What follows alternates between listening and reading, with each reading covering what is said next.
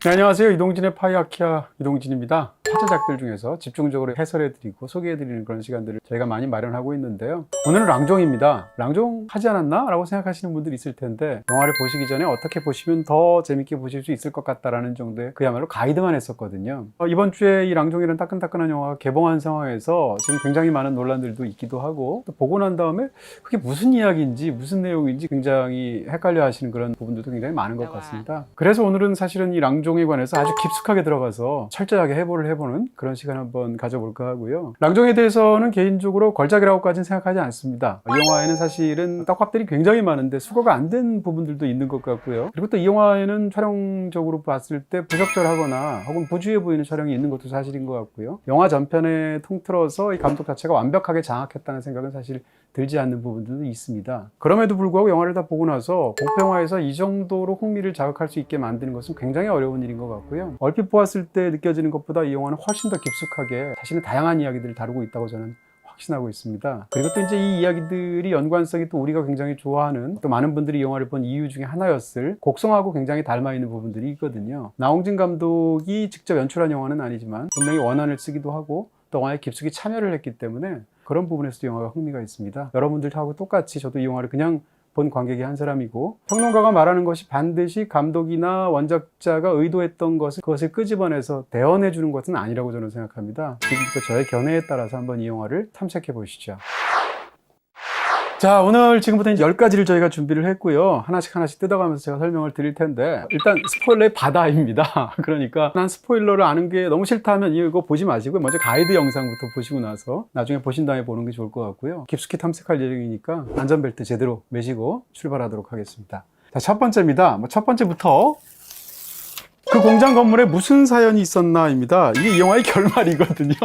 첫 번째 1번부터 굉장히 핵심적인 이야기를 해야 되는데요. 주인공은 이제 밍이라는 사람하고 님이라는 사람이지 않습니까? 밍이라는 여성이 정체를 알 수 없는 어떤 귀신에 들려서 점점점 이상해져서 흑화하는 그런 얘기입니다. 그래서 그 여성으로부터 그 들어가 있는 그 악령들 혹은 귀신들 같은 것을 쫓아내서 그 여성을 살리기 위해서 분투하는 그런 무당들의 사투.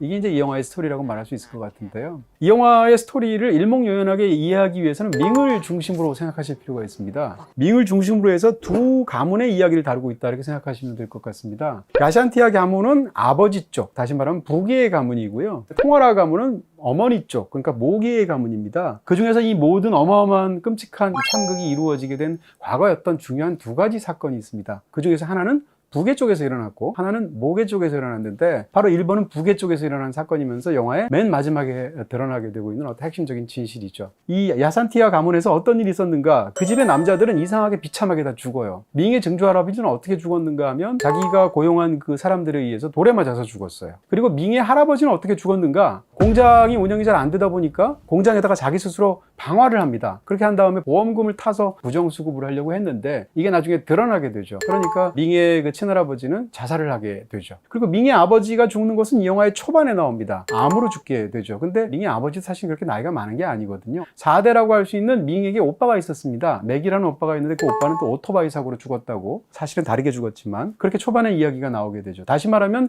이 집안의 가문의 남자들이 대대로 죽는 것에는 어떤 저주 같은 것이 있는 것처럼 보인다는 거죠. 그 핵심이 뭘까라는 것이고 후반부에 가장 관객들을 무시무시하게 만드는 건 어떤 폐공장, 버려진 공장에서 어마어마한 학살극이 벌어지게 되지 않습니까? 마지막에 의식을 치르는 곳은 야샨티아 방적 공장이었습니다. 위롯의 아버지는 이 공장에 불을 지르는 것으로 보이는데 공장 직공들이 있는 상황에서 불을 질렀어요. 그 수많은 사람들이 그 안에서 타 죽었습니다. 그러니까 공장에서 그 사고를 통해서 죽게 된 수많은 사람들이 위롯의 아버지에 대해서 원한을 가질 수밖에 없게 되었고 그 남은 유족들도 저주의 어떤 의식들을 했던 것으로 보입니다. 그것이 내려와서 마지막으로 밍을 강타하면서 그 속에 수많은 어떤 악령들과 원혼들과 이런 것이 들어가서 이 모든 학살극이 벌어지게 되는 것이죠. 에필로그를 제외한 맨 마지막 쇼트를 보면 저주 인형이 나오죠. 수많은 바늘이나 못이 꽂혀 있습니다. 그리고 그 인형에 뭐라고 써 있냐면 야샨티아라고 써 있는 것을 마지막에 비춰주면서 영화가 사실상 끝나게 되는 것이죠. 우리가 밍을 따라가고 님을 따라가서 이 얘기가 좀 헷갈리는데 만약에 죽은 사람들을 기준으로 해서 원혼들을 따라간다고 생각하게 되면 한바탕에 어떤 피비린내 나는 복수극이라고 볼 수가 있습니다. 있습니다. 애초에 이 사람들은 어떻게 죽었는가? 공장에 불을 질러서 불에 타서 죽었거든요. 마지막에 처형당하는 노이가 어떻게 죽는가? 딸인 밍이 귀신이 들린 상태로 어머니에게 휘발유를 부은 채 불을 질러서 죽이거든요. 똑같은 방식으로 복수를 하게 되는 것이죠. 영화의 초반부에 보게 되면 밍의 아버지가 암으로 죽었는데 아버지 역시 화장되거든요. 역시 불의 이미지로 불에 타서 죽는다는 것하고 초반부터 끝까지 계속 이어진다라는 것을 알 수가 있습니다. 자, 그렇게 본다면 이 북에 있었던 대대로 했었던 악행들이 복수에 의해서 처단되는 그런 얘기라고도 볼 수 있을 거거든요. 근데 흥미로운 것은 이 북의 쪽이 아니라 목의 쪽에도 약간의 잘못이 있었던 것으로 보인다는 거죠. 이 영화에서 나오는 비중보다 훨씬 더 중요한 인물이 노이라는 인물, 그러니까 밍의 어머니일 텐데, 밍의 어머니는 극 중에서 개고기를 팔고 있습니다. 태국에서도 아마 개고기를 도살하거나 개고기를 파는 게 금지되어 있는 것 같습니다. 개고기 장사를 하게 된 계기는 무엇인가? 시어머니가 개고기 장사를 했습니다. 그러니까 시어머니가 하던 일을 하게 되는데, 중요한 것은 뭔가 하면 이 영화에서의 설정이 원혼을 갖고 있던 그 귀신들이 인간일 수도 있는데, 극 중에는 예를 들어서 억울하게 죽은 동물이라든지 심지어는 나무라든지 이런 어떤 자연의 정령들 같은 것들도 악귀로 얼마든지 변할 수 있는 것으로 영화 속에서 설정이 되어 있습니다. 그러니까 이 밍 속에 들어갔던 원혼은 하나가 아니죠. 영화의 초반부에 보게 되면 이 님이 이제 무당으로서 치료를 하고 있을 때 찾아온 첫 번째 손님이 뱀을 잘못 먹은 사람이에요. 뱀을 어디서 먹었니? 라고 물어보니까 무덤가에 지나가는 뱀을 잡아서 술을 담가서 먹었는데 그때부터 탈이 났다라고 얘기하니까 그 뱀의 원혼이 네 몸속에 들어간 거다라고 말을 하죠. 똑같은 일이 극 중에서 밍한테 벌어지는 것이라고 볼 수 있고요. 밍한테 들어가는 수많은 악령이라든지 원혼들 중에는 개들도 있다는 얘기죠. 그 개들의 원한은 어디서 왔을까? 바로 어머니였던 노이의 개고기 장사랑 관련이 되어 있죠. 거기에 대해서 이제 이 영화가 다큐멘터리 형식을 갖고 있으니까 PD가 물어봅니다. 개고기 나라에서도 금지하고 그러는데 이 개고기 파는 거 좀 찝찝하지 않으세요? 라고 질문하니까 금붕어를 키우거나 잉어를 키우는 사람도 집에서 생선 먹지 않아요? 무슨 차이가 있어요? 라고 말을 하죠. 이 말이 후반부에 가서 정반대로 복수를 당하게 되죠. 그 중에서 이 노이는 개를 키우거든요. 그 개의 이름은 럭키예요. 그 럭키를 밍이 직접 솥에서 산채로 끓여서 고기를 뜯어먹는 그런 방식으로 복수하는 장면이 나오게 되는데, 이건 엄마가 했던 말을 그대로 돌려주는 거죠. 그런 측면에서 본다면 극 중에서 악령들이 이 집안에 행하는 거의 모든 일들은 사실 그들이 당한 방식 고스란히 돌려주도록 되어 있다. 그 복수국은 수많은 원혼들의 총체다라는 것이죠. 최신 영화 제다보유 오션. 또 한 가지, 두 가지 사건이 있다고 그러지 않습니까? 모기에서 중요한 사건이 있습니다. 그게 2번인데, 노이와 님에겐 과거엔 어떤 일이 있었을까라는 질문입니다. 이제 영화에서 이야기 중에서 핵심은 1번처럼 보입니다. 근데 다 보고 나면 이런 이야기는 정말 한 트럭이거든요. 할리우드에서도 귀신 들린 집이라는 장르가 있어요. 하위 장르로. 그러니까 어떤 집이나 어떤 공장이나 어떤 지역에 어떤 과거에 끔찍한 일이 벌어지게 됐고, 그것 때문에 남아있는 어떤 원혼들이 현재 무슨 문제를 일으키는, 그래서 그 문제를 해결하게 되면 영화가 끝나게 되는 그런 수많은 영화들이 있습니다. 그러니까 어떻게 생각하면 1번이 스토리에서 너무 중요한데 이것은 그냥 장르적인 설정이라고 생각이 들고요. 저는 1번보다 2번이 훨씬 더 중요한 이야기라고 생각합니다. 노이하고 님하고 위에 또 마니치라는 오빠까지 일남 2녀인 집안인데, 이 집안에서 과거에 이 마을 전체에서 섬긴 어떤 신이 있죠. 마얀신인데 마을 사람들에게 복을 내려주는 신인데, 극 중에서 이 님이라는 주인공인 무당은 원래 이 사람이 무당이 되는 게 아니라 노이가 무당이 되어야 되는 상황이었습니다, 과거에. 근데 20살이 간 넘었는데 노이 입장에서는 자기가 바얀신이 자기 몸속에 신내림이 돼서 평생 무당으로 살아가야 되는 게 너무 싫은 거예요. 다만 바얀신의 신들림은 대대로 이 통하라 집안의 여성들한테만 전승이 되도록 되어 있습니다. 그러니까 자기가 무당이 안 되려면 자기 동생이 무당이 되어야 되잖아요. 자기의 속옷 같은 것을 몰래 동생한테 입힌다든지, 아니면 신발에다가 부적을 넣는다든지 이런 암수를 써서 동생 모르게 바얀신을 속여서 바얀신이 그쪽으로 가도록 유도를 하죠. 심지어는 자기는 그 무당이 되기 싫어서 성당을 다니기 시작합니다. 결과적으로 님에게 신내림이 되게 되고, 그때 언니 대신 받은 운명에 따라서 무당이 되어서 바얀신을 섬기는 것으로 평생 살게 된다라는 것이 바로 과거에 있었던 일입니다. 그렇다면 이 과거에 이런 일이 있고 나서 자매 사이는 어떻게 됐을까? 친했던 자매 사이가 멀어진 것으로 설정된 것 같습니다. 왜냐하면 영화가 시작되자마자 최초의 사건이 뭔가 하면 노이의 남편이 암으로 죽습니다. 문상을 가게 되는데, 문상을 가서 오랜만에 오빠를 만나고 또 언니인 노이를 만나는데, 두 사람이 하는 얘기가 뭔가 하면 얼굴 까먹겠다, 제발 좀 얼굴 좀 보고 살자라는 말을 하죠. 굉장히 서먹서먹하다는 뜻이고요. 그리고 극 중에서 일어나는 어떤 초자연적인 사건에 대해서는 사실 님이 제일 잘합니다. 근데 집안에 관해서 얘기를 하면 극 중에서 가장 모르는 사람이 님인 것 같습니다. 맥이라는 자기의 조카가 죽었는데 오토바이 사고로 죽었다고 세상에 알려져 있죠. 근데 알고 봤더니 근친상간과 관련된 어떤 행동으로 관련되어서 속을 끓이다가 죽은 것으로 영화에서 설정된 것으로 보입니다. 근데 극 중에서 자기 언니와 자기 오빠는 그 사실을 다 알고 심지어는 님한테 감췄어요. 그것은 아마도 오랜 시절에 이 무당이 되는 과정에서 있었던 두 사이에서의 앙금하고 관련이 있었을 것이다 라고 생각할 수 있습니다. 또 한 가지는 이제 님이 극 중에서 이제 여러 가지로 어떤 문제들을 해결하는 것처럼 보여요. 극 중에서 이제 가장 결정적으로 해결하는 것이 뭔가 하면 한 달 동안 이 악령에 사로잡힌 상태에서 밍이 실종이 되죠. 굉장히 사력을 다하는데 찾지를 못합니다. 그런데 어느 날 갑자기 뭔가 예식을 하면서 의식을 들이던 님이 찾아내는 장면이 있어요. 원래는 본인 입장에서는 비통하게 죽었다고 할 수 있는 매개, 다시 말하면 오빠의 그 원혼이 동생한테 집착을 해서 이 모든 일이 벌어졌다라고 잘못 생각을 하게 되는데, 의식을 들이다 보니까 갑자기 계란을 깼는데 검은 계란이 나온단 말이에요. 그 순간 내가 이 악령들에게 속았구나 라고 생각하고 숲속으로 뛰어가죠. 그리고 숲속 한가운데 있는 폐 공장에 들어가서 거기에 이제 거의 시체처럼 쓰레기 더미 옆에서 누워있는 실종된 밍을 발견해서 데리고 오게 됩니다. 님은 어떻게 그곳에 실종된 자기의 조카딸이 있는 줄 알았을까라는 거죠. 제 생각은 뭔가 하면 이 작은 마을에 불을 내가지고 폐공장에서 어떤 일이 있었고 수많은 사람이 죽었다는 건 하다하게 이미 알려진 사실이에요. 그러니까 다시 말하면 그 모든 일이 시아버지의 학살이었다라는 것도 다 알려진 상황인 거죠. 그렇다면 이것이 자기 언니의 시댁과 관련된 악령이구나 라고 깨닫게 되는 거죠. 그러니까 바로 거기에 본진에 찾아가서 널브러져 있는 밍을 발견하게 되는 것이죠. 자, 어쨌건 이렇게 본다면 이번 설정도 굉장히 재밌는데, 더 흥미로운 것은 이런 것들 밑에는 이 영화를 움직인 어떤 세계관이나 선이나 악의 문제를 다루는, 혹은 인간의 실존적인 딜레마를 다루는 깊숙한 이야기가 내재되어 있다는 것이죠. 저는 이것은 이제 나홍진의 것이라고 생각하는 쪽이에요. 왜냐하면 곡성하고 굉장히 밀착된 부분이 있기 때문에. 그것을 먼저 말씀을 드린다면 이런 겁니다. 이 집안 대대로 모계로만 바얀신이 내려온다라는 것은 일종의 필연이고 운명 같은 것입니다. 반면에 어떤 게 있냐면, 모계에서 누가 무당이 되거나 누가 신을 들리거나 누가 악령에 사로잡힐지는 아무도 모른다라는 거예요. 다시 말하면 우연이라는 것입니다. 1번과 2번의 사건을 본다면 과거에 악행을 저지른 사람들이 복수국을 당해서 마땅히 처벌을 받는 것처럼 보여요. 근데 밍은 그런 사람이 아니거든요. 밍은 극 중에서 잘못한 게 없죠. 그럼에도 불구하고 왜 밍은 이런 빙의의 대상으로 선택되었는가라는 데 대해서 영화의 정답은 뭐냐? 그것은 알 수 없다라는 것이죠. 이런 필연과 우연이 극 중에서 마주치는 상황이 인간을 바라보는 혹은 세계를 바라보는 나홍진 감독의 기본 시선인 것 같아요. 자, 3번으로 넘어가도록 하겠습니다.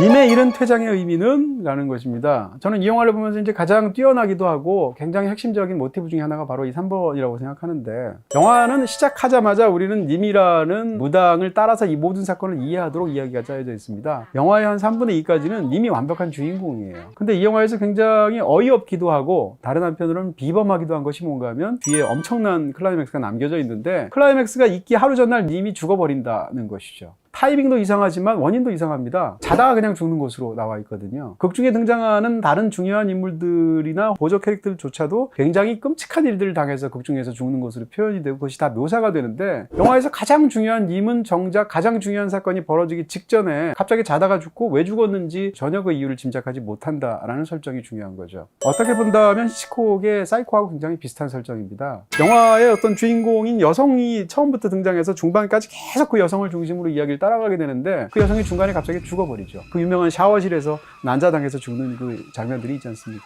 그리고 후반부엔 전혀 엉뚱한 다른 이야기가 나오게 돼요. 그렇다면 애써 만든 캐릭터이고 관객은 이 사람을 따라서 이 모든 일을 이해하는 방식으로 이 영화를 봤는데, 갑자기 절정 직전에 님이 이렇게 죽어버렸다, 이런 설정이 왜 들어갔을까를 생각할 수가 있겠죠. 일단 님은 생각만큼 영험한 무당이 아닙니다. 극 중에서 님은 이 모든 일이 왜 벌어지고 있고 어떤 것인가를 계속 알려주는데, 다 지나고 나면 다 헛다리를 짚었던 것입니다. 처음에는 밍이 이상한 행동을 보이는 걸 보고 바얀신이 신내림을 하는구나, 그래서 무병을 앓고 있구나 라고 생각을 하죠. 그 다음엔 그러면 님이 뭐라고 추측하는가? 맥과 관련되어 있구나. 다시 말하면 여러 가지 어떤 단서들이나 이런 것을 꿰맞추고 자기의 어떤 느낌으로 보니까 맥이 사실은 자살했다는 것을 알게 되고, 방에 들어가서 어떤 사진들이나 이런 것을 보고 나서 남매 사이에서 어떤 모종의 관계가 있었다는 것을 눈치를 채게 되죠. 근데 알고 봤더니 그게 아니었어요. 어떤 이상한 알 수 없는 악령들이 사로잡히게 되는 거죠. 이런 그 과정 속에서 결국은 이제 님이 일찍 퇴장을 하게 되는데, 님의 일찍 퇴장하는 것은 어떻게 보면 영화의 핵심적인 세계관하고 사실 관련이 되어 있다라고 저는 생각이 든다는 것이죠. 그것은 이제 4번하고 연결이 됩니다.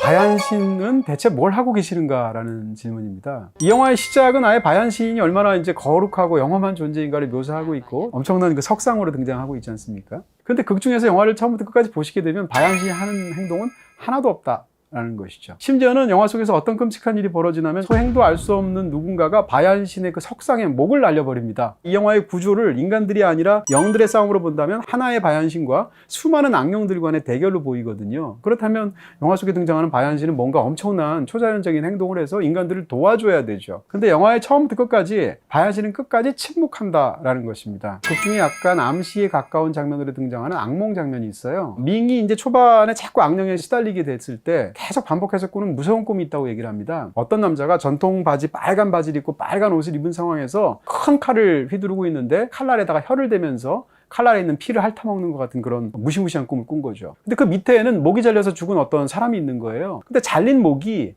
입을 벌려서 자기한테 꿈속에서 뭐라고 말을 하려고 하는데 아무리 들으려고 해도 무슨 말인지 알아들을 수가 없다. 너무 끔찍하고 무섭다 라고 얘기를 하죠. 영화의 후반부에 석상이 참수되는 장면에 대한 일종의 사전의 복선처럼 보이죠. 긴 칼을 들고서 참수를 했던 그 빨간 바지를 입었다는 덩치 큰 남자라는 것은 이 영화 속에 등장하는 거대한 악령들의 총합 같은 것이겠죠. 그럼 거기서 목이 베어진 채 뭔 말 하려고 애를 쓰는데 그 말을 알아들을 수 없도록 말하는 목 잘린 그 사람은 누구인가? 바로 바얀신이죠. 님이 알고 싶은 것은 뭔가 하면 바얀신의 뜻입니다. 이 상황에서 바얀신은 내가 어떻게 행동해야 된다고 말을 하는 것인지, 혹은 악령을 쫓아내기 위해서는 어떤 방법을 써야 되는지, 아니면 직접적으로 바얀신이 그들을 해치워 주든가, 이런 걸 바라고 있는데, 이 영화 속의 신이라고 할 수 있는 바얀신은 처음부터 끝까지 철저하게 침묵합니다. 반면에 악령은 어떤가 하면 자기 주변에서 끊임없이 자기를 괴롭힐 뿐만 아니라 직접적인 고통을 주지 않습니까? 악의 존재만큼은 님의 입장에서 보면 너무 쉽게 느껴지고 너무 직접적으로 느껴지고 절박하게 느껴지죠. 근데 거기에 맞서서 싸워야 될 자기의 유일한 무기인 선신이라고 할 수 있는 조상신 바얀신은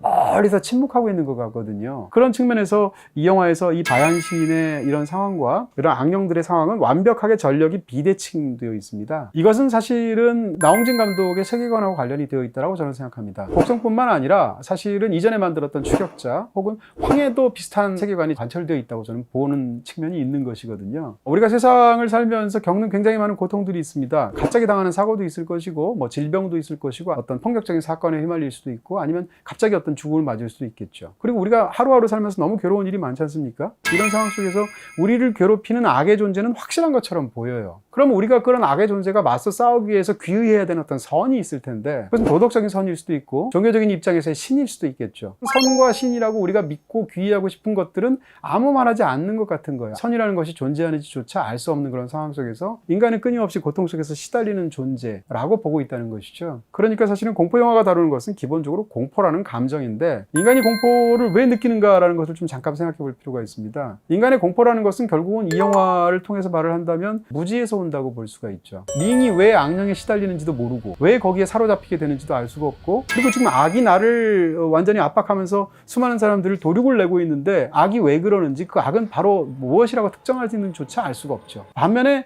이 정반대편에서 신이나 선에 대해서도 알 수가 없거든요. 신내림한 상태로 평생 바얀신을 자기 몸속에서 품어온 님이 극중의 주인공이거든요. 근데 영화의 후반부에 가게 되면 그런 말까지 하게 되죠. 바얀신이 몸속에 들어있었다는 것을 한 번도 확신한 적이 없었다라고 말을 하게 되는데, 그런 양자의 딜레마 속에 놓여있는 존재가 바로 인간이다라는 어떤 비극적인 인간관이 이 이야기 속에 담겨 있다고 할 수 있습니다. 콘텐츠의 바다 오션.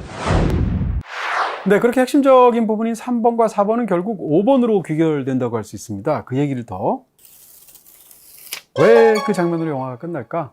라는 겁니다. 폐공장에서 벌어지는 파괴력이 어마어마한 밍이 사실상 거의 모든 사람을 죽여서 영화가 끝납니다. 그러면서 이제 저주 인형을 비추면서 이 모든 일들이 어떻게 시작되었는지를 보이면서 영화가 끝나는데, 이 영화에는 흥미롭게도 그 뒤에 에필로그가 붙어 있죠. 그때 사실은 이미 이런 인터뷰를 했다는 걸 보여주면서 끝납니다. 이 사람은 평생 자기 몸속에 신내림을 받아서 바얀신을 대리하면서 살아온 사람인데, 갑자기 퇴마의식이 잘 될지 모르겠다라고 굉장히 불안하다라고 마음을 토로하더니, 사실은 내 평생 단 한 번도 바얀신이 내 몸속에 있다는 사실을 확신해 본 적이 없었다라고 하더니 프레임 아웃되어서 바깥에서 슬피 우는 소리로 끝나게 됩니다. 이 영화 속에서 모든 것을 주제하면서 악령과 당연히 맞서서 싸워야 될 님조차 평생 자기 몸속에 신을 모셔왔다고 생각하고 느낀다고 늘 말을 했고 남을 설득했던 사람조차 사실은 자기 몸속에 진짜로 신이 내렸던 사실 자체를 확신하지 못한다고 토로하는 것이죠. 다시 말하면 인간이 아무것도 확신할 수가 없고 나는 무엇도 온전히 믿을 수 없다라는 것을 믿음의 중심인 무당이 토로하면서 끝난다는 측면에서 이 모든 이야기는 굉장한 무지와 무력감의 슬픈 테마가 자리 잡고 있는 것이죠. 이 영화를 다 보고 나면 이제 그런 생각이 들죠. 만약에 님이 전날 죽지 않았으면 어떻게 됐을까? 근데 나홍진 감독의 영화를 여태까지 다 봐온 제 입장에서는 어차피 마찬가지였을 것이다 라고 얘기할 수 있을 것 같습니다. 그게 바로 곡성의 테마거든요. 곡성의 테마는 자기 앞에서 자기 딸이 악령에 사로잡혀서 엄청난 일이 벌어지는 상황에서 이걸 막기 위해서 아버지인 종구가 모든 일을 다 하는 거잖아요. 근데 결과적으로 다 보고 나면 그 사람이 했던 그 수많은 노력이 다 말짱 헛수고였다라는 얘기였습니다. 이 영화도 마찬가지입니다. 이 영화 속에 깔려져 있는 어떤 그런 기관적인 인식과 세계관에 따르면 제 생각엔 극중의 상황이 가장 호의적으로 이쪽 편에 풀렸어도 결과는 마찬가지였을 것이다 라고 생각이 드는 것이죠. 자, 이번엔 6번으로 넘어가겠습니다. 산티의 테마의식 핵심은 무엇이었나 라는 것입니다. 이 영화에서 플롯을 풀어가는 방식 중에 굉장히 흥미롭고 우리의 눈길을 끄는 게 두 가지가 있다고 생각하는 거예요. 하나는 뭔가 주인공인 님이 갑자기 절정 이전에 죽어서 퇴장하는 게 너무 이상한 설정이죠. 또 한 가지는 님이 죽은 다음에 이 일을 대리하는 사람이 두 사람이나 나온다는 거예요. 집전자가 릴레이 된다라는 그런 설정이 영화에서 굉장히 중요합니다. 처음에 그 집전자는 누구냐? 님이죠. 그럼 님이 죽은 다음에 누가 할 것인가? 같이 힘을 합쳐서 이 테마의식을 버리려고 했던 산티인 것이죠. 근데 갑자기 님이 죽게 되거든요. 그러니까 산티 입장에서도 너무 무시무시한 악령하고 혼자 싸워야 되고 애초에 둘이 같이 하려고 했던 의식이 붕괴되지 않습니까? 그러니까 멘붕 상태에 놓이게 되는데 더 멘붕 상태에 놓이게 되는 것은 바로 언니인 노이죠. 노이는 자기 동생에 대해서 죄책감이 있잖아요. 과거에도 그랬고 지금도 자기 딸 때문에 죽었다고 생각하니까 너무너무 괴롭죠. 그러니까 노이가 울부짖을 때 뭐라고 하게 되냐면 나는 이제 님도 죽고 민까지 저렇게 된 상황에서 더 이상 아무런 미련이 없고 나는 죽어도 상관없고 나는 무조건 딸을 구해야겠다 라고 말을 하죠. 산티는 이 상황 속에서 어차피 하루 앞으로 다가온 테마의식을 바꿀 수가 없습니다. 그러니까 안 하는 것으로 할 수 없는 상황에서 계획을 바꿔요. 그 상황에서 자기가 활용할 수 있는 자원이 노이가 있구나라고 생각을 하게 되죠. 하루 만에 생각해냈던 이 의식의 핵심은 무엇인가? 귀신을 속이는 겁니다. 그러니까 산티는 정작 밍은 못질을 해서 방에다 가둬놓고 밍 대신에 밍의 엄마인 노이를 두건을 씌운 채 그 폐공장으로 데리고 들어가죠. 이것과 관련돼서 이제 많은 분들이 수고를 잘 못하시는 것처럼 보이는 떡밥이 있습니다. 그게 자동차 뒤에 있는 스티커였었습니다. 바로 직전에 PD가 그런 말을 하게 되죠. 당신 혼자서 일을 하셔야 되는데 그 무시무시한 일을 감당할 수 있겠냐고 물어보죠. 그랬더니 마닛의 자동차에 붙어있는 스티커를 본 적이 있는 라고 하고 의미심장한 미소를 짓고 딱 그 장면이 끝납니다. 그 마닛이 타고 다니는 자동차에 어떻게 되어 있는가? 그 자동차는 청색 계통의 차인데 색깔이 스티커가 붙어 있는데 이 차는 빨간색이다라는 스티커가 붙어 있는 거죠. 이게 바로 산티의 새로운 계획의 핵심이라는 거죠. 그러니까 빨간색에 대한 어떤 수많은 어떤 사람들의 색깔에 관한 상징들이 있잖아요. 태국에서는 초자연적인 일, 그러니까 무당들이 빨간색과 관련된 옷을 입거나 차를 몰고 다니면 일이 잘 풀린다라는 속설 같은 것이 있대요. 이 빨간색 차를 구하기가 어려울 수도 있고 내 차가 또 빨간색 차가 아닐 수도 있잖아요. 그러면 약간 임시 방편으로 스티커라도 붙인답니다. 그 스티커를 붙이게 되면 귀신을 속이는 겁니다. 말하자면. 더 중요한 것은 그게 아니라 귀신을 속이는 작동의 어떤 그 테마를 여기다 가져온 거죠. 실제는 밍이 아닌데 밍처럼 꾸미게 된 엄마 노이를 두건을 씹어서 데려가서 테마의식을 함으로써 귀신을 속이죠.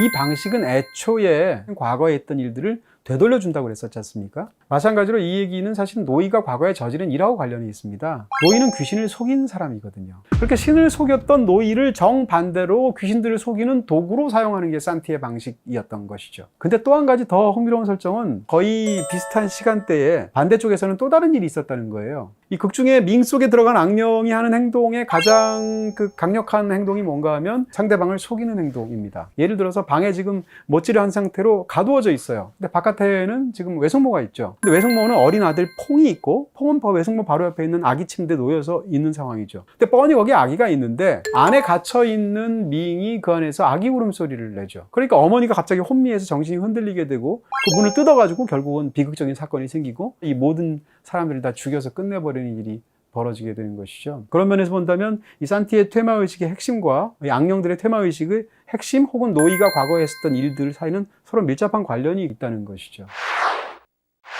자, 이번엔 7번째입니다. 저로서는 이제 굉장히 흥미로운 떡밥이라고 생각하는데요. 노이가 마지막으로 느낀 것은 바얀 신이었을까? 라는 이야기입니다. 자, 아까 제가 집전자가 대물림 된다는 얘기를 했죠. 원래는 님인 줄 알았지만 님이 죽고 나서는 산티가 하게 되죠. 그 산티가 이런 일을 하다가 악령 속에 사로잡혀서 죽어버리는 일이 발생하죠. 그런데 의외의 인물이 마지막 집전을 하게 되죠. 그것은 바로 세 번째 집전자인 노이인 것입니다. 속이는 과정 속에서 악령들이 들어가는 어떤 일들을 이 산티가 꾸미게 되는데 온몸 속에 자기 몸 속에도 이상한 것들이 들어가게 되니까 구토를 하게 되죠. 그리고 난 노이가 갑자기 얼굴이 해처럼 빛나면서 미소 속에서 이런 말을 하게 되죠. 나는 태어나서 처음으로 바얀신이 내 곁에 있는 것을 느끼게 되었고 지금부터는 바얀신이 우리를 도와줄 거다. 내가 집전할 테니까 모두 다 나를 따르라 라고 반전이 생기게 되죠. 그때 노이의 속으로 들어가게 된 것은 바얀신이었을까? 라는 생각이 굉장히 중요한 부분이 있겠죠. 근데 제 추측은 이런 겁니다. 뭐 셋 중에 하나겠죠. 하나는 바얀신일 수 있고 사실은 바얀신이 아니라 악령이 들어갔을 수도 있죠. 또 하나는 미쳤기 때문에 사실은 아무것도 안 들어갔는데 바얀신이 들어왔다고 착각할 수가 있겠죠. 제 생각은 무엇인가 하면 굳이 이야기한다면 악령이었을 것이다 라고 추측하게 됩니다. 왜냐하면 두건을 벗기고 나서 검은 액체를 토하게 되는데 이 검은 액체를 토하는 것은 그것 자체가 악령에 사로잡힌 것의 어떤 시각적인 표현이기도 하고요. 두 번째는 이 초반에 왜 들어갔는지 모르는 어떤 이야기가 사실은 복선의 구실을 한다는 겁니다. 영화의 초반에 보면 그 장례식으로 굉장히 어수선한 상황에서 그 동생인 님에게 집에 가서 옷 좀 가져다 달라고 심부름을 시키죠. 님이 집에 가서 옷가방을 갖고 와서 갖다 주게 되는데 옷을 잘못 갖고 왔어요. 그러니까 옷을 잘못 갖고 왔잖아 라고 하니까 그럼 직접 하지 라고 이제 퉁을 주는 그런 장면이 있습니다. 이 장면은 어떤 자매의 사이를 보여주는 것이기도 해요. 더 중요한 것은 이 이야기는 맨 마지막에 이 사건하고 관련이 있다는 것이죠. 노이는 잘못 배달한 것을 받은 사람이라는 것입니다. 자기는 바얀신을 받았다고 생각하지만 사실은 악령을 배달받은 사람인 거예요. 그 속에 들어간 악령을 특정할 수도 있을 것 같아요. 마지막 순간에 바얀신으로 착각했던 그 악령은 누구일까? 제 생각에는 폐공장에 직접 불을 지르고 수많은 사람을 학살시켜서라도 자기가 보험금을 타내려고 해서 가장 큰 악행을 저질렀던 의롯의 아버지였다고 생각합니다. 첫 번째는 이런 악령이 들어갈 때 그 들어가는 악령이 무속에서 어떻게 들어가는가? 보통 자기랑 친족관계에 있는 사람한테 가장 잘 들어가죠. 그러니까 노이 몸속에 가장 잘 들어가는 확률이 높은 그런 귀신들은 어떤 귀신이냐? 당연히 친족일 것입니다. 원한을 품고 희생당한 수많은 원혼들이 있습니다. 그 원혼들이 대부분 다 밍한테 들어가 있죠. 근데 흥미로운 것은 뭔가 하면 이 모든 일을 만들어 놓고 자기도 죽은 굉장히 나쁜 사람인 시아버지의 영혼이 있단 말이에요. 그 영혼이 바로 마지막 순간에 노이한테 들어갔다는 것입니다. 그럼 그 영혼이 들어갔는데 왜 노이는 바얀신을 느꼈을까? 바얀신은 조상신이거든요. 자기의 친족과 관련된 신이란 말입니다. 근원을 따지게 된다면. 그러니까 자기의 친족이라고 할 수 있는 남편의 아버지의 영혼이 들어왔기 때문에 바얀신으로 착각한 거죠. 더 중요하게 느껴지는 것은 영화 속에서 이 악령들이 겨냥하는 마지막 타깃이 누구냐는 거예요. 이 처절한 복수국의 마지막 활용점정하는 것이 노이가 불타면서 죽는 것이거든요. 그것은 노이의 몸속에 들어간 악령하고 관련이 있는 것이죠. 다시 말하면 이 영의 대결들이라고 본다면 밍 속에 들어가 있는 수많은 악령들은 피해자 악령들이지 않습니까? 근데 지금 노이한테 들어가서 바얀신이라고 착각하고 있는 것은 만약에 제 말대로라면 가해자 악령이겠죠. 그 악령이 들어가 있는 노이를 마지막에 죽인다는 것이죠. 그 악령의 입장에서 봐도 상대방인 그 피해자들의 악령들하고 싸울 수밖에 없겠죠. 그러니까 밍의 몸에서 나가라고 노이가 이 모든 일들을 집전하는 것이 아닌가 이렇게 말씀드릴 수 있습니다.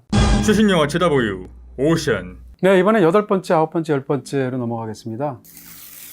그렇다면 이 영화는 곡성과는 어떤 관계일까? 라는 것입니다. 곡성과로 기본적인 관계는 제가 아까 말씀드린 바가 있습니다. 자기 앞에 명확하고 폭력적이고 무시무시한 어떤 악의 존재가 있는데 그 악의 존재 앞에서 인간은 뭐래도 하려고 사투를 벌이게 되는데 결국 그 모든 것이 무의로 돌아가면서 탄식 속에서 끝나는 이 영화. 이게 이제 곡성이기도 하고 뒤집어서 얘기한다면 랑종이기도 하죠. 그 다음에 또 영화 속에서 등장하는 그 악령의 존재를 끝까지 봐도 정체를 알 수가 없다는 거예요. 곡성에 등장하는 그 일본인이라고 지칭되는 어떤 악마 같은 존재가 있는데 그 악마가 정확히 어떤 존재인지를 알 수가 없습니다. 마지막에 가톨릭의 사제가 가서 그 사람을 만났기 때문에 그런 방식으로 현현이 된 거지 실제로는 전혀 다른 모습일 수 있고요. 그런 면에서 이 영화 속에 등장하는 랑종의 악령하고도 상통하는 부분이 있죠. 마지막으로 가장 중요한 것은 나홍진 감독 자체가 이 이야기를 곡성의 일종의 전사로 기획한 부분이 있다라고 스스로 말하고 있다는 것입니다. 곡성에 등장하는 수많은 재미있는 인물들이 있고 흥미로운 인물들이 있는데 그중에서도 일광, 그러니까 황정민 씨가 연기한 무당 캐릭터인데 이 캐릭터는 처음에는 선을 대리해서 악마를 쫓고 악령을 쫓는 행동을 하는 줄 알았죠. 근데 알고 봤더니 그게 아니라 정반대 행동을 했다는 것이 드러나죠. 그랬을 때 일광은 왜 악한 신들을 모시는 무당이 되었을까라는 궁금증이 생길 수가 있겠죠. 일광의 전사에 해당하는 인물이 여기 있다는 뜻이잖아요. 둘로 생각할 수 있습니다. 아마도 나홍진 감독은 밍으로 생각했던 것 같아요. 밍이라는 사람이 수많은 그런 원혼과 악령들과 들어가서 어떤 한 인간에 사로잡히게 되었는가라는 것이죠. 실제로 이제 인터뷰에서 한 얘기인데 이 모든 피바다가 다 끝나고 나서 다음날 아침 새벽이 되면 밍이 전혀 기억하지 못하는 얼굴로 깨어나서 폐공장을 이렇게 나와서 숲속을 걸어 나가는 걸로 영화의 엔딩을 한번 할까? 이렇게 생각한 적도 있었대요. 그렇게 한다면 그 사람이 나와가지고 배를 타고, 물론 성별도 다르고 나라도 다르지만 한국에 오게 되면 그 사람이 그때부터 일광이 되는 것이죠. 근데 또 한 명을 생각할 수도 있습니다. 일광이 만약에 님이라고 한번 생각해 보는 거예요. 님은 애초에는 쉽게 얘기하면 좋은 신, 선신을 믿는 존재였어요. 근데 끝까지 사실은 그 신의 존재를 한 번도 느낀 적이 없어요. 그러다가 이 모든 일들을 자기가 맞서 싸워야 되는 악령들하고 이런 것들을 하다 보니까 악령들의 확고한 힘과 그들의 존재를 알게 되었거든요. 어떻게 얘기하면 침묵한 먼 선한 신을 버리고 확실하고 자기에게 힘을 과시하게 된 악령을 모시는 것으로서 바꾸게 된, 전향하게 된 그런 또 일광의 이야기처럼 보이기도 하죠. 어쨌건 밍으로 볼 수도 있고 또 님으로 볼 수도 있어서 이 얘기가 굉장히 재밌게 풀린다라고 생각하는 점이 있다는 것입니다.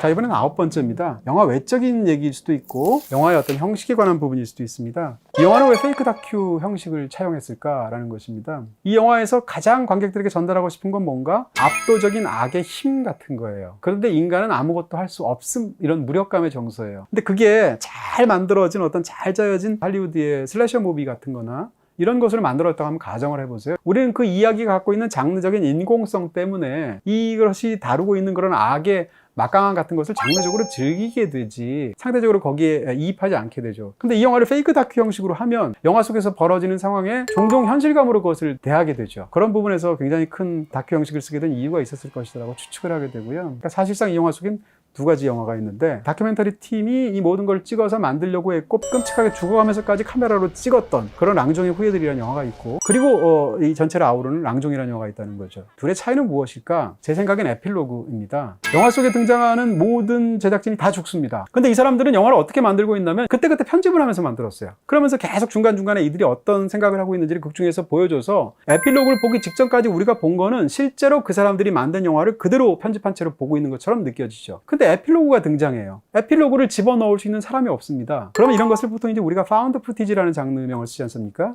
나중에 발견한 사람은 왜 애초에 제작진이 만들려고 했던 랑종의 후예들과 달리 그들이 빼려고 했던 영상을 붙여서 에필로그로 넣었을까를 생각할 수가 있겠죠. 이 에필로그 영상에 담긴 것은 무엇인가? 평생을 무당으로 살아왔고 바얀신을 믿어왔다고 생각하는 사람이 사실은 바얀신의 존재를 한 번도 느낀 적이 없었다라고 토로하는 장면이란 말이에요. 이 말은 여태까지 찍어왔던 걸 다 뒤집는 얘기거든요. 그러니까 이 사람들은 굉장히 중요한 인터뷰를 의도적으로 무시를 한 거죠. 이들이 다 죽은 상황에서 자료들을 다 보다 보니까 이런 중요한 인터뷰가 있었네? 해서 에필로그를 붙인 거죠. 그게 랑종이라는 영화가 된 겁니다. 이 페이크 다큐 형식을 갖고 오다 보니까 영화 속에서 모든 장면은 항상 카메라의 존재가 전제되어 있죠. 근데 이런 과정 속에서 이 영화에서 좀 부주의하기도 하고 부적절한 부분들이 들어간 건 사실인 것 같습니다. 예를 들어서 영화 속에서 여성의 몸을 다루는 방식 같은 거예요. 내적인 이유는 있습니다. 밍 속에 들어간 악령들은 일부러 가장 추하고 가장 더럽고 가장 사람들이 싫어하는 짓만 골라 함으로써 인간들을 조롱하고 있는 것이거든요. 그렇게 본다면 그 인물이 갑자기 앉은 자리에서 예를 들면 소변을 본다거나 성적으로 타락한 모습을 보인다거나 하는 것이 내적으로는 이유가 있죠. 그럼에도 불구하고 중요한 것은 이 모든 이야기가 극 중에서 실제로 촬영팀이 찍고 있다는 설정이라는 거죠. 영화에서 이제 이런 장면이 있죠. 자기가 일하는 인력 사무소에서 술이 잔뜩 취한 채 미잉이 아침에 일어나게 됩니다. 근데 아침에 일어나는 순간 사실 이제 생리혈을 묘사하는 부분들이 있죠. 피가 다리에 흐르니까 당황하게 된 미잉이 화장실로 쫓아가는 장면이 있죠. 그 상황을 이제 카메라맨이 따라가는 게 영화에 있습니다. 미처 문을 닫지 못한 상태에서 씻고 있는 그 밍의 모습이 열린 문 사이로 보이는데 그것을 카메라맨이 찍고 있으니까 뒤늦게 그것을 알게 된 밍이 화가 나서 문을 닫으면서 그 장면이 끝나는 장면이 있습니다. 이 장면은 그 영화 안의 설정으로도 문제가 되고 영화 바깥의 설정으로도 문제가 돼요. 일단 촬영팀 입장에서 랑종의 후예들을 다루고 있는데 그 상황에서 자기가 찍고 있는 상대방이 그런 일과 관련돼서 화장실을 가서 해결을 하려고 하고 있는데 그것을 열려진 문틈으로 찍고 있다? 라고 한다면 그것은 카메라의 윤리적인 측면에서 굉장히 큰 문제가 있죠. 두 번째로는 뭔가 하면 그런 카메라의 시선을 빌려서 이 영화가 사실상 어떤 관음증적인 측면을 관객들한테 해소시켜주는 측면이 있다는 거죠. 사실은 필요하지도 않거든요. 그 장면은 설정만 보여줘도 되고 아예 설정이 없어도 됨에도 불구하고 그 장면을 구체적으로 그렇게 엿보고 훔쳐보는 카메라 앵글을 들이대서 그 장면을 묘사한다는 것은 사실은 굉장히 부적절하기도 하고 부주의한 측면들이 분명히 있죠.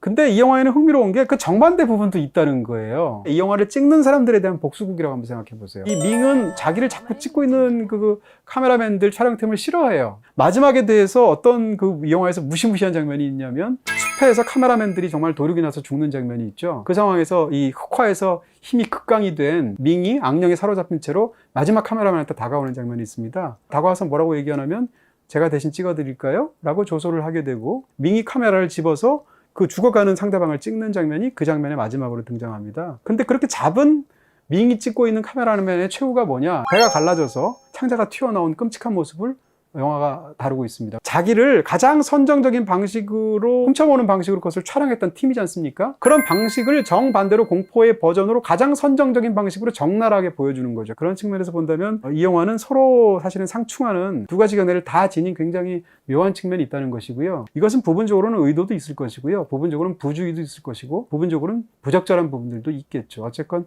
굉장히 흥미롭게 드러나는 영화 속의 장면이 아닐까 싶습니다.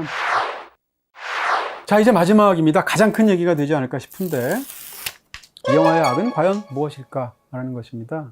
영화 속에 등장하는 악은 저는 자연이라고 생각하는 것입니다. 자연 자체, 어떻게 보면 세계 자체라는 것이죠. 극 중에 등장하는 악을 우리가 인간인 관객이 봐서 이 모든 이야기가 무시무시하게 느껴지지, 만약에 인간 중심적인 관점이 아니라고 생각을 해보고 어떤 자연이라는 관점이 있다고 한번 생각해 보세요. 그렇다고 한다면 이 영화 속에서 벌어지는 상황은 전혀 악이 아닐 수도 있다라는 것이죠. 이 영화의 핵심은 악을 알 수가 없다는 것이고요. 그럼에도 불구하고 악은 가공할 만한 힘이 있다는 건데 그게 바로 자연에 대한 인간의 태도랑 비슷하다는 것입니다. 우리가 살면서 겪는 수많은 일들이 있습니다. 예를 들면 어떤 거대한 재난이 일어날 수도 있지 않습니까? 인간은 당연히 그 일을 악한 일, 끔찍한 일, 비극으로 생각을 하게 되죠. 근데 그 일이 왜 일어났을까에 대해서 우리는 설명할 수가 없지 않습니까? 그러니까 인간이 악이라는 것을 최초로 인식하게 된 것은 자연의 포갑적인 힘, 그럼에도 불구하고 우리가 그것을 어떻게 작용해서 교정하거나 통제할 수 없음 때문하고 관련이 있겠죠. 이 모든 이야기는 무속과 관련이 있는데 무속의 핵심은 뭔가 하면 신을 내 마음대로 움직일 수 있다라는 주술적인 믿음 같은 거예요. 신이 내 몸속에 있으니까 내가 신을 움직여서 인간에게 유리한 방향으로 할 수 있다라는 것이 무속의 기본 원리지 않습니까? 그럼 무당이 철저하게 무력감을 토로하면서 끝나는 영화란 말입니다. 다시 말하면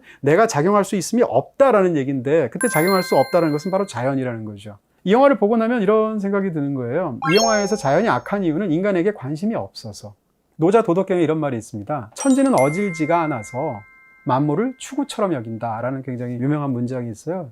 추구라는 것은 지푸라기 개라는 뜻이거든요. 그러니까 옛날 고대 사람들이 이제 어떤 신전의 제단에 예배를 드리게 될 때 개를 바쳐야 되는데 개 대신에 개 형상으로 지푸라기로 개를 만드는 거예요. 그걸 이제 진짜 개인 척하고 신 앞에서 예배를 드린 다음에 다 끝나게 되면 비 오는 길가에 던져버리면 사람들이 밟고 지나가고 그냥 아무런 관심이 없게 되는 거죠. 천지는 만물, 인간을 포함한 만물을 추구처럼 여긴다는 거예요. 어질지가 않아서. 어질지가 않다는 얘기는 감정이 없다는 뜻일 거고, 그러니까 어떤 일이 벌어졌을 때 누구는 번개 맞아서 죽고 그 옆 사람은 사는 어떤 생사의 갈림길이 있지 않습니까? 왜 이 사람은 죽고 왜 이 사람은 사는 것인가? 조상대대로 이 영화처럼 네가 나쁜 일을 저질러서 그 죄를 네가 받는 거야 라고 말한다면 이유가 있는 것이죠. 근데 그렇게 말해도 해결이 안 되는 이야기가 이 영화 속에 너무 많거든요. 그렇게 본다면 이 영화에서 악이 정말로 인간에게 절망을 주고 무력감을 주는 이유는 관심이 없기 때문입니다. 만물에 대해서. 그런 측면에서 본다면 이 영화에서 악을 대하는 기본적인 태도에 제 생각엔 나홍진 감독의 기본적인 생각이 자리하고 있지 않을까라고 생각하는 것이죠. 근데 이번 주 이제 개봉을 막 했으니까 이 영화를 또 보신 분들도 이제 점점 많아지실 것이고, 또 영화를 보고 나면 이게 대체 무슨 얘기야 해서 찾아보시는 분들도 많을 텐데, 혹시라도 이 영상을 보시면서 약간이라도 어떤 더 흥미롭게 이 영화를 받아들일 수 있는 그런 방향으로 이끌어진다면 더 바랄 게 없을 것 같습니다. 모처럼 열불내서 얘기한 것 같은데요. 다음에 또 다른 멋진 영화로 여러분을 찾아뵙도록 하겠습니다. 감사합니다.